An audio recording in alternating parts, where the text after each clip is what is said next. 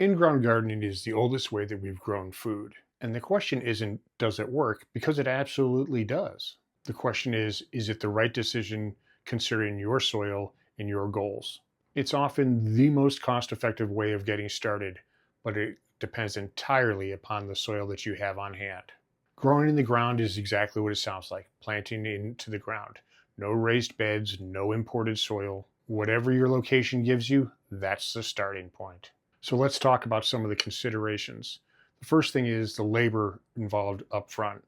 It's converting lawn to garden, and that could mean rototilling, removing sod, or using the lasagna method. All of these can be somewhat labor intensive.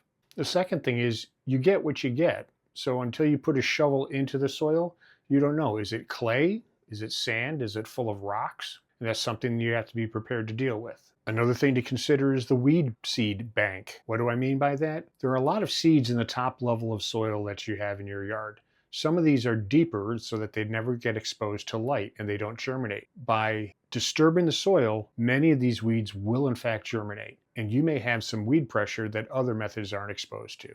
Let's talk about the upside. You're not buying lumber, you're not buying bags of soil, and if you want to expand, you can. You're only limited by the amount of space that you have. So this really works well for larger gardens. And there is a long-term payoff. Native soils can be improved. Organic matter can be added. Rocks can be screened out. Over time, you can improve the soil, but it can take years.